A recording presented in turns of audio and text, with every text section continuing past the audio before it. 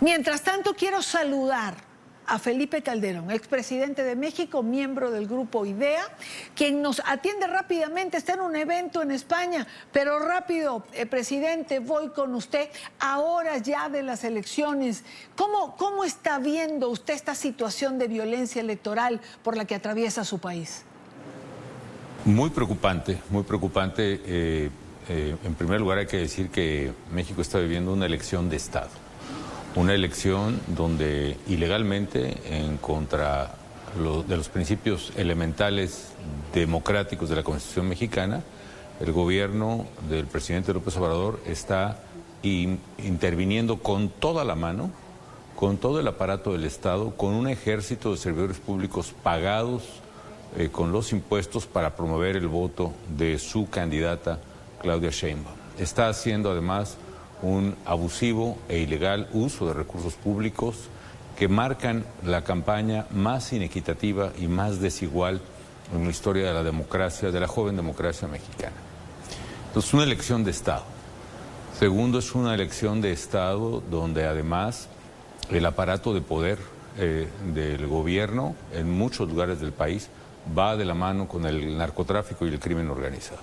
Hace unas horas, en el último día de campaña, fue asesinado otro candidato opositor, el candidato a alcalde de Coyuca de Benítez, asesinado en el mitin de cierre de campaña por la espalda, lo que se suma a una cadena ya de decenas de asesinatos de candidatos en la elección de México y de innumerables no registrados candidatos que han sido amenazados o ciudadanos que han sido amenazados e inhibidos de participar electoralmente.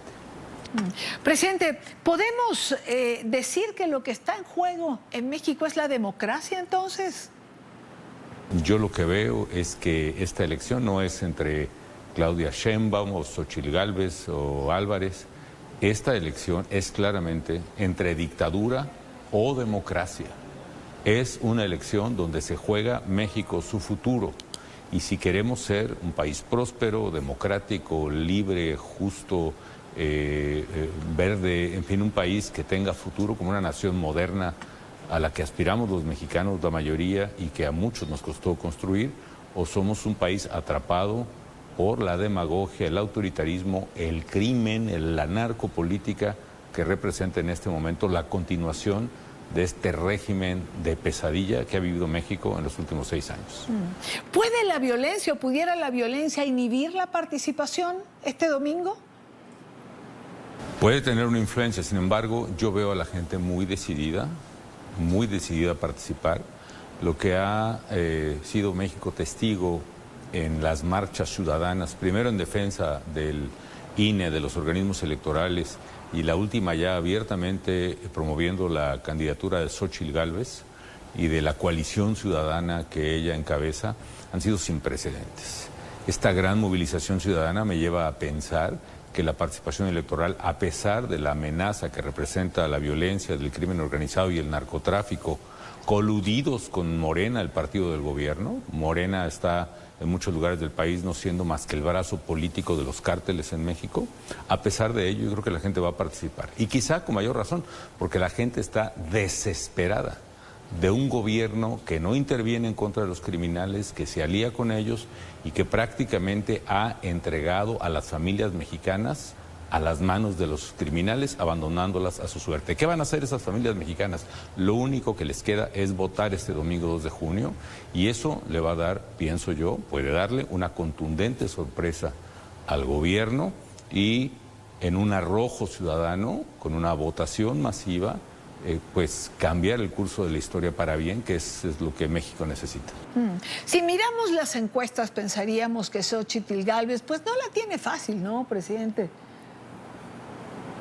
No es fácil porque, como he dicho, hay una elección de Estado donde el gobierno está inclinando ilegalmente, anticonstitucionalmente, la balanza en favor de la candidata López Obrador. Sin embargo, yo veo que hay una diferencia entre encuestas. Las encuestas que son domiciliarias, es decir, donde tocan a tu puerta, me parece que están influenciadas por el aparato de poder del gobierno, que ha construido ilegalmente una maquinaria de los llamados servidores de la nación, que tocan a tu puerta todos los días y todas las semanas, condicionando tu lealtad o sumisión al poder de López Obrador a cambio de programas sociales. Eso ha pasado los últimos 6 años. Esa gente tiene miedo de expresar su verdadera preferencia en la puerta, pero las encuestas que se hacen automáticas por computadora, por teléfono, masivamente, por redes sociales, todas invariablemente dan prácticamente un empate técnico y la mayoría de ellas, las que se hacen por esta vía, le dan una ventaja a Xóchitl Gálvez, de tal manera que la discrepancia en las encuestas es más abierta que nunca. Desde encuestas que dan ventaja a Xóchitl por 2 o 3 puntos hasta las que dan ventaja a Claudia Sheinbaum por 18 o 20 incluso, lo cual me parece simplemente inverosímil. ¿Qué es lo que puede pasar en mi opinión? ¿Qué pudiera pasar, presidente Calderón, con este escenario de encuestas que pueden al final confundir el horizonte según lo que usted está señalando? Yo creo que ante la masiva participación ciudadana que yo preveo, puede darse en México un fenómeno que ya hemos visto en muchos gobiernos autoritarios.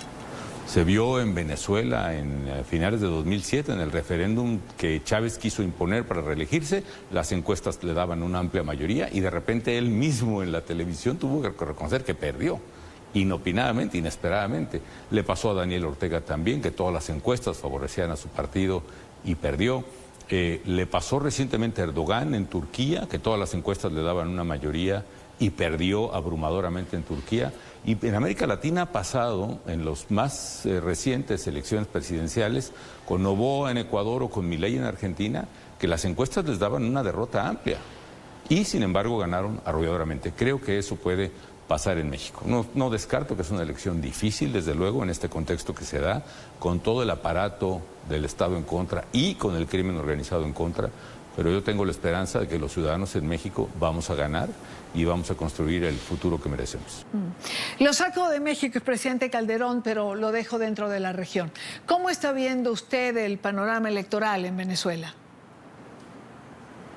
Se está cumpliendo, creo que, el pronóstico por el lado de Maduro, es decir, un autócrata desesperado, arrinconado, que está decidido a aplastar la insurgencia ciudadana. Sin embargo, algo que no está en el escenario es un liderazgo como el de María Corina Machado, que a pesar de ser cancelada, segregada una y otra vez, está impulsando a través de la candidatura opositora que finalmente fue registrada un movimiento cívico ciudadano sin precedentes en Venezuela y yo diría en toda la región, de tal manera que independientemente de que Maduro se empeñe en su capricho para las elecciones de julio, ahí está surgiendo un fenómeno que puede cambiar la historia de América Latina. María Corina, independientemente de la coyuntura de corto plazo, que son las elecciones, un gran movimiento de transformación está ocurriendo en Venezuela a partir de un espíritu de resistencia indómito de ella, de los venezolanos,